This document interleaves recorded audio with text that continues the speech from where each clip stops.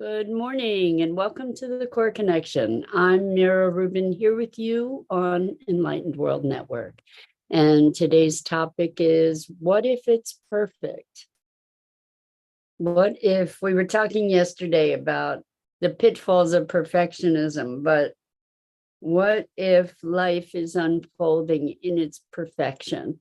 What would that look like? What would it look like in our experience and the way that we relate to life if we were to allow that perhaps it's all unfolding exactly as it's meant to, despite our trials and tribulations? So, yeah. We'll get to having that conversation, but before we do, let's take a minute or two to get present. Good morning, Rosalind. Welcome. So good to start today with you and with everybody else who's joining us. We're just going to take a couple minutes to get settled in, and then we'll have our conversation about what if it's actually perfect. So let's take a deep breath in through your nose and hold it. And imagine clean, crisp oxygen flooding your lungs, flowing into your bloodstream, nourishing all your cells, all your organs, bringing vital life energy to your body and being. And as you exhale any tension, stress, negativity, fatigue. And now let's take another deep breath in through your nose and hold it. This time, imagine brilliant, bright light lighting you up from the inside out, illuminating, electrifying, and energizing all your cells, all your molecules, your electrons, creating a brilliant beam of light and energy from your heart out into the world. And as you exhale any remaining tension, stress, negativity, fatigue. And now let's press our palms together, vigorously rub your hands together to feel the friction, the temperature, the pressure, the motion, and the tickling and tingling when you stop. And allow all those sensations to bring you present right here, right now, into this remarkable physical form that enables you to experience life. Welcome, welcome, welcome. So what if it's perfect? You know, all our suffering, all our struggling, all our ups and downs and angst and bliss and joy and friction and aggression and hostility and anger and love and connection. What if it's all perfect? What would it require of us to imagine that indeed life were unfolding in its perfection? That perhaps we might have to entertain the possibility of a greater intelligence than our own, of a greater context than the context of our individual lives, that we would have to be imagining perhaps some larger order, some kind of intelligence that is directing an evolution that is way beyond the constraints of our individual lives. And I don't know about you, but when I entertain that possibility, there's some comfort in it for me. There's some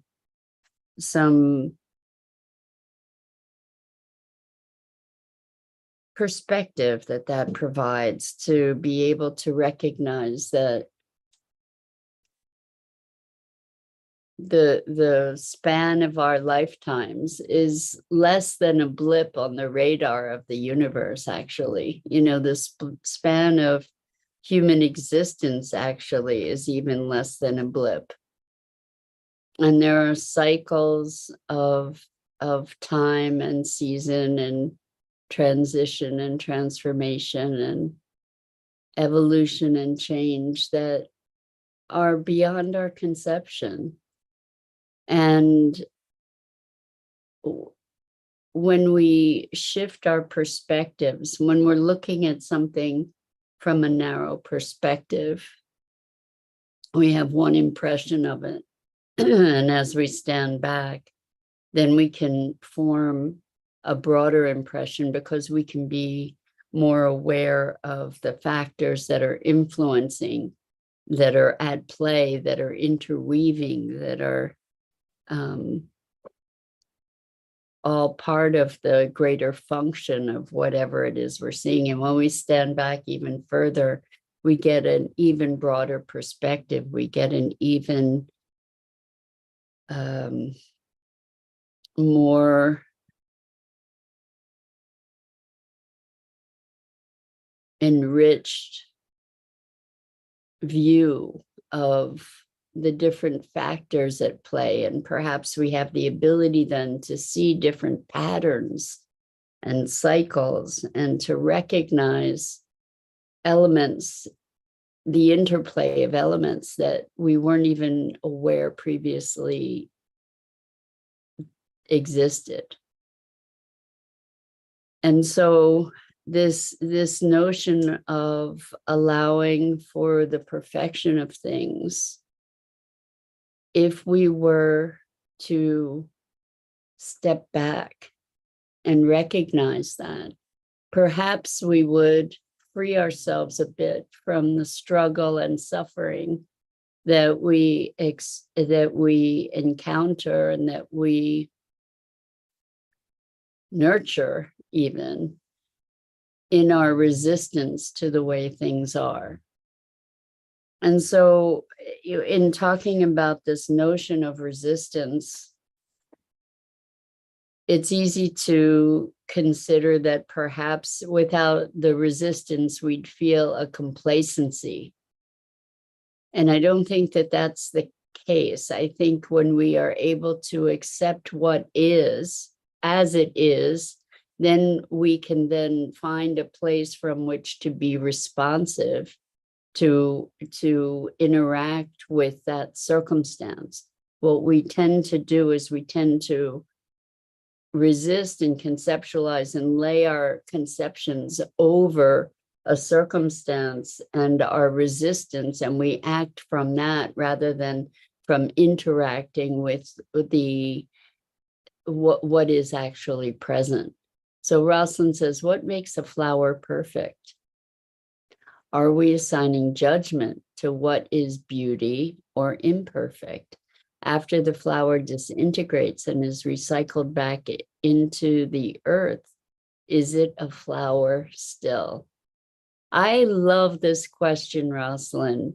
So our notion of perfect is 100% a judgment. You know, we were talking about how the notion of perfect is a construct.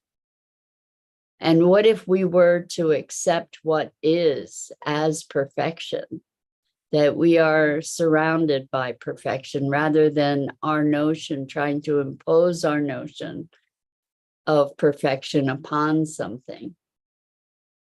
So that's an interesting thing. You know, are we perfect? Good morning, Jennifer. Welcome.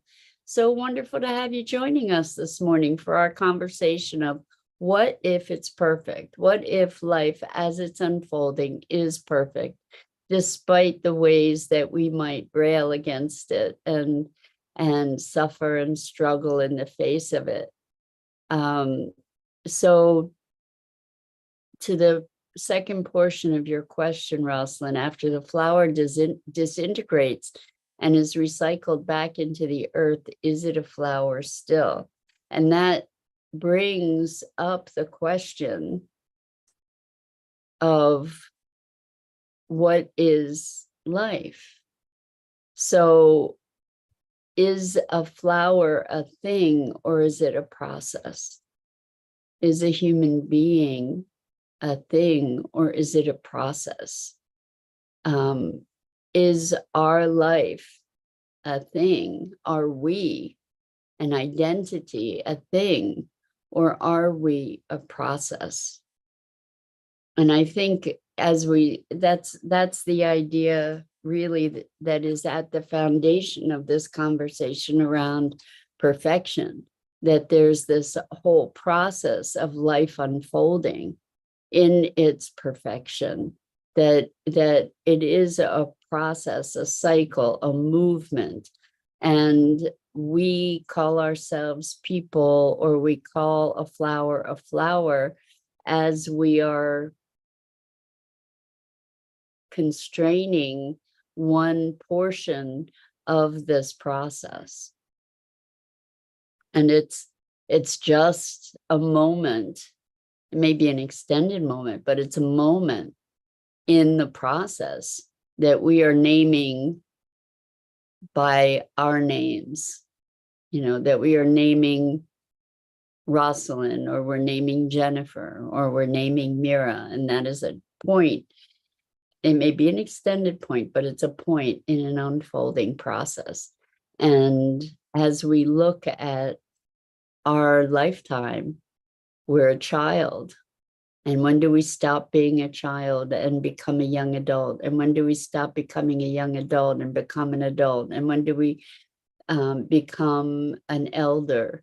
The fact is that it's all a process, and its process is nested inside other processes. And that it's a constant unfolding. It's a constant expression of life or consciousness expressing itself in its own emergence. And as we think of that, if we think of, for instance, a flower as a process, what is it before it blooms? What is it before it even sprouts through the ground? What's emerging? What is it when it's a seed? What is it when that seed is forming? So Rosalind says something can appear still like the frames on a television. It's actually frames per second, but your eye isn't sensitive enough to detect the frozen frame.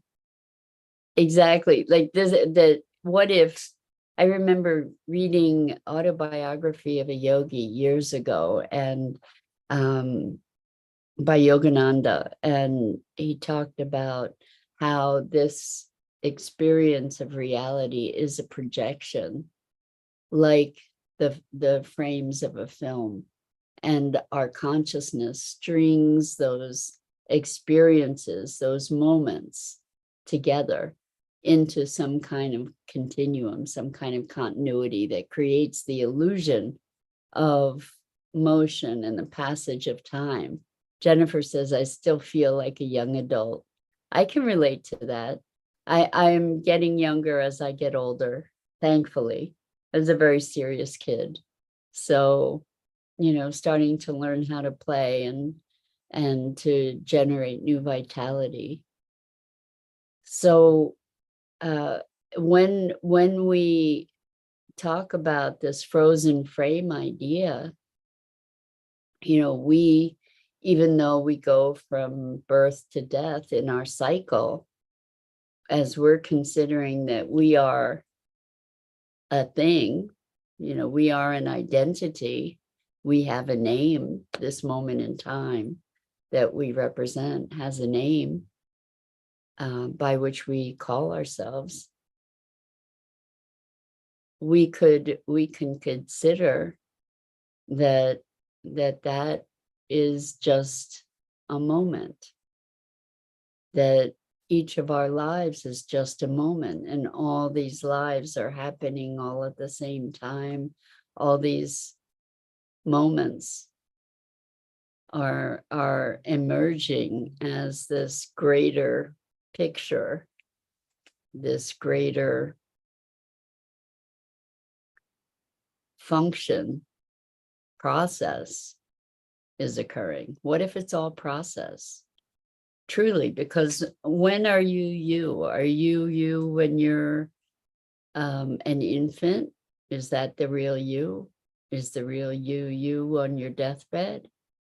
Is the real you when you're having a temper tantrum? Is the real you when you're blissfully in love, or when you're asleep, or when you're ill, or when are you?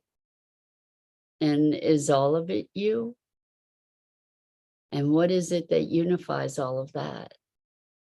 What if we are in fact a process, and it's a process that's unfolding? And if each one of us, if humanity is a process, if all the different species on the planet, all the different life forms, all the different elements of the cosmos, what if it's all a process of transformation, of emergence and fading and cycling? And the thing is that when we look at life and our own lives from that perspective, it creates a very different container for our experience. And if the things that are unfolding in life are, and these are definitely assumptions, what if we're assuming, if we want to live from the space that it's unfolding in its perfection, that means that the circumstances that we are confronted with are perfect and giving us an opportunity to emerge as part of this process. They're serving the process. And it's pretty clear that it's all process. I think it's easy to look at life and say it's all process.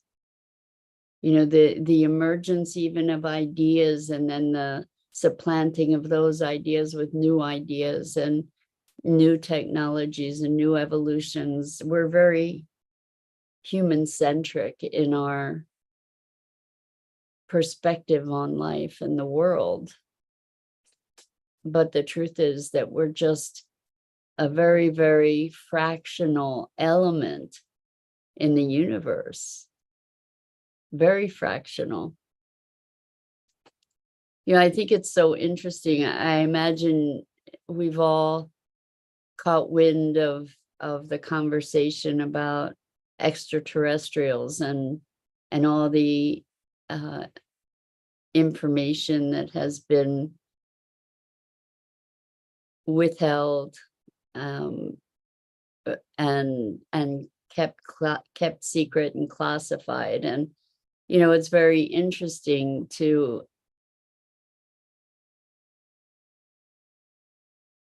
imagine that human beings could possibly be the only intelligent life form in this grand universe. And it just speaks to how our view of life and the universe itself is so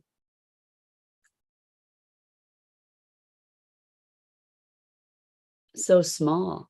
How could we possibly imagine, having some sense of the vastness of the universe, how could we possibly imagine that we're the only intelligent life form here? It begs any sense of rational thought. It's ridiculous. It's unimaginable. Rosalind, you know what? Rosalind says perhaps people are looking to aliens as being the savior. So I watched an interview from actually 9 years ago. I've been following this extraterrestrial thing for quite some time. And there was a wonderful hearing that was put together by Dr. Stephen Greer with former members of Congress and all kinds of high-ranking officials who had experienced extraterrestrial or, well, had interacted with extraterrestrial intelligence, not just unidentified or anomalous objects. And what are they calling them? UAPs, unidentified, anomalous. I don't even remember what UAP stands for right now, but it used to be UFOs, unidentified flying objects. And one of the people said that the aliens said that we had made a pretty big mess of things here and that we needed help. I kind of hope for some kind of alien intervention because currently we don't have the capacity, the capabilities, the resources, the intelligence, the technologies to be able to turn things around right now. And we're kind of at the precipice. So perhaps a wiser, older, and hopefully benevolent civilization, intelligence could come and help us turn things around. I think we need something. We need something. And anyway, this is all, if it's all part of this unfolding process, we're kind of at the edge of the cliff as a species, and we're pushing other species to the edge of the cliff quite clearly as well. And something's got to give, or we're in for a world of hurt. We're already starting to experience it, and the likelihood is that that's only going to accelerate. So if there's an intelligence that knows how to turn this stuff around and help us to wake up, that would be not necessarily such a bad thing. I guess that also begs the imagination, right? Maybe we had to get to this point to be willing to grow in certain ways. It's like it's been a grand experiment here, and looks like we've kind of messed it up pretty royally at this moment anyway. The whole alien idea really does bring in the X unknown, doesn't it? Because in some way we need to imagine that they're benevolent, or we would have been conquered by them a long time ago, right? Maybe, who knows? But I find it very interesting that this is becoming part of the public consciousness in this moment, because we are in a moment of emergency. There's no question about that. At least not in my mind. And for the most part, culturally, we've been pretty effective at ignoring the fact that we are at the edge of the cliff. And what if it's perfect? What if it's perfect? What if it's unfolding in its perfection, in its broader intelligence? And what if, even if there are aliens who are more intelligent and more advanced than us, what if they're also only a very small part of a much larger process? It's so fascinating to me to recognize the ego with which we, as humans, interact with life. Being, we've created this Judeo-Christian origin story that says we are here to dominate the earth, essentially, that that the earth is ours to pillage, essentially, like that its function is to serve us rather than that we are serving this greater sense of life unfolding. It's also fascinating, isn't it? I mean, we are living, I understand that I never heard the actual words, but I understand that there's a Chinese curse that says, may you live in interesting times. And we live in times that are nothing if they're not interesting, right? And it just gets more and more interesting. So what a time to be alive, to be in this process of unfolding and to be part of it and witness to our own unfolding. It's quite the adventure. So let's learn to love life. Let's learn to listen to life and find a way to be more deeply connected to life itself and to one another, and to be flowing with the process rather than bucking against it, although that too has its perfection, perhaps. So what if it's perfect?